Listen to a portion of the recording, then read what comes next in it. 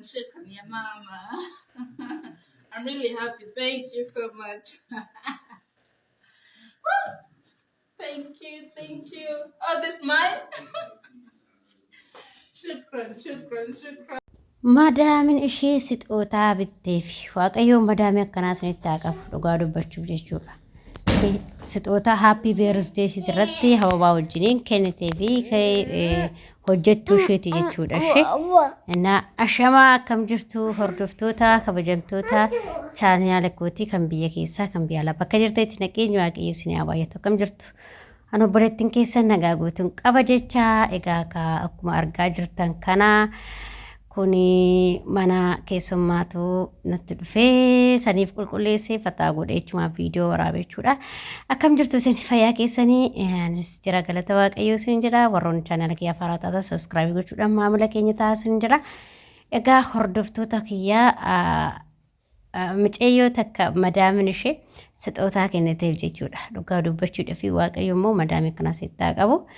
Jechuun amma namoonni tokko madaamin hunda akkanaa abboo madaamonni namaan kennitu sixootaa namaa waan bittu waan akkasii warroota jettaniif dhugaa dubbachuudha fi namni hundi tokko miti durallee waan akkanaa irratti anillee waan akkanaa kana jedhee jennaani in sobdaa madaamin akkamitti sixoota namaa bitti akkamitti kennaa namaa kenniteettan takka malee takka hin jirti badduun takka gaariinis kan waan eebbisee hin jirti inde kennaa wanti ijoollee dhugaa waaqayyo jechuudha kan warqii namaa bittutu jira bara dhugaa rabbii ijoollee baay'eedhaaf kan warqii bitti argeera jechuun ilmi namaa kun hundi isaatu garagaraa akkuma amalli keenya garagaraa kan isaatiillee garagaraa yaadni isaanillee garagaraa hojii isaanillee garagaraa akkasuma qabu. Amantaa ofii kabajuuf hin kabajnetu jira saanuma keessa jechuudha. Kan amantaa ofii sodaatuuf hin sodaanne jira. Waaqayyo ofii sodaatuuf hin sodaanne jira. Dhugaa rabbiis hin jira. Kanaaf hin kennitu hin jedhamu hin jedha obboloota koo. Kanaaf obboleettiin keenya tuni innaa kanaafiyyuu namni tokko miti madaamis garagaraa kan bittuuf jira jechuudha. Innaa micoota ammoo happy birthday irratti sixoota ishii birrii kennitee fi ababaa wajjinii jechuudha. Innaa kanuma jechuun bakka nama gaarii fi badaatu jira. Garuu hundumaa namooti lakki araboonni akkasii jedhan. Bakka keeyoo nama tokko kan manni tokko yoo baddu ta'e manni hundi badduu miti sarratanyaa hundi badduu takka yoo badduu taate sarratamaa hunduma keenyatu badduudha. Akkasii miti jechuudha. Namni ilmi namaa kun hundi isaatu amala garagaraa qaba, yaada garagaraa qaba, sammuu garagaraa qaba, gaariinis hin jira, badaanis hin jira jechuudha. Hunduma keessa bakkuma hunda akkuma addunyaattu jechuudha. Ilmi namaa gaariidha jettee fuutu hin jiru garuu gaarii waaqayyo qofa. Garuu haa ta'uti namni xiqqoo waaqayyo sodaatu hin jira. Namni immoo sii godhullee hin jira. Sixootaa sii kennullee hedduutu jira jechuudha. Kanaafi ora abdii sanillee nu rakkiste bejoon isin tan biraa jettanii abdii sanuu nu rakkise kan biraatti miti innaa akkasii isiniin jedha obboloota koo kanaafi nama hundi gaarii miti namni hundi badaa miti akka badoomasatti fudhatinaa hunda isaanii jechuu barbaada. Kanaaf namaa hin kennu namni gaariin akkasuma madaami gaarii yoo taate sixootallee sii bitti waan baay'ee sii bituu dandeessi jechuudha. Akkuma kiyyaa kana jechuudha. Anamma kiyyumarraan kaasee nan beekaa. Ani sadii an argee sadii keessaa takka homaa waan ishee sii gootu hin jiru. Kan duraa takka jaartidha ishiin homaa siin godha si jaalatu malee wanna takka qarshii keetiin bitattaayyuu malee waa hunda siin bitan jechuudha. Garuu immoo anasii kan lamaan ta'an ishii boqattee fi kan addisiituun dhugaa dubbachuu fi cubbuudha namni jechuudha. Akkasuma namtichis jechuudha. Maal waan isaan na godhan hedduudha jechuudha. Haa galatoomanii. Innaa kanaafi nama hundaan gaarii jechuu hin danda'amu nama hundaas badaa jechuu hin danda'amu walumaa galatti jechuudha. Kanaaf mucayyoo kanaa sixootaa bitanii isin jedha namoonni tokko ara sobdaa araboonni akkas namoota naan jedhan hedduutu jira anaayyuu jechuudha. Mee anis yoo sobe ijoolleen kunis ima sobaa hunduma sobaame ijoollee baay'eedha kan madaamni isaanii bittee fi akkasuma faamiloonni isaaniitu kan bibbitanii baay'eetu jira jechuudha. Ijoolleen keessattuu beerut fa'aa ijoolleen beerutlee tokko hin jiru ijoolleen bibbitanii fi hin jirtu ijoolleen bakkuma bakka jechuudha. Yeroo ayyaanattis kan sixootaa si kennan hin jira.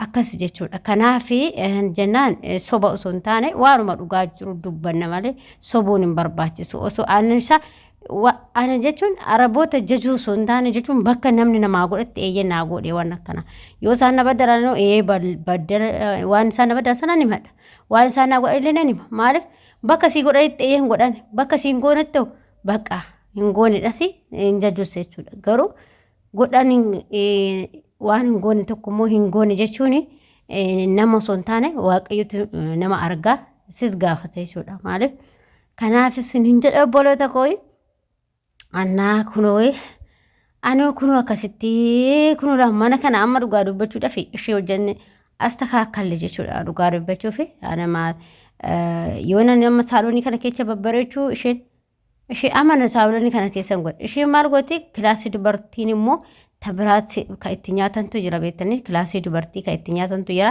isa qulqulleessuu deemte jechuudha akkasuma kilaasii ishee shintibeetii ishee gara ishee xiqqaa jechuudha ishee dhaquu deeme jechuudha maaliif meelaala kan marrattuu ilaaltanii dhugaa dubbachuuf jechuudha amma aduu kana kaleessa gadda keessummaa nutti dhuftee turte innaa sanuma keessatti bakka wal gargaarree hojjennaa jechuudha wal gargaarree wanna tokko kophaa kiyyaa hin hojjedhu jechuudha kophaa kiyyaa hin hojjedhu jechuudha innaa waliin hojjenna waa hojjennu tokko walumaan hojjenna malee kophaa koo hojjedhu jechuudha maaliif nama gaariidha jechuu barbaadetina walumaa galatti jechuudha innaa amma kana amma irraa kaafnee wanna uffata itti uffisna beektanii kan akka xilaa jiru tokko beektanii akka kee wanna waraqatan carqii xilaa agartanii carqii xilaa fakkaata kan itti uffisan tokko jechuudha dhugaa roobni illee itti roobu gaafa isa dootti shaffaranii alattu jechuudha maaliif akka xilaa san jira jechuudha isa waliin itti amma kaleessa mucuqqoodee shaffanne jechuudha olumaa itti shaffanne jechuudha maaliif wal gargaarree kophaa keeyyaa yookiin ani kofti itti shaffanne jechuudha kanaaf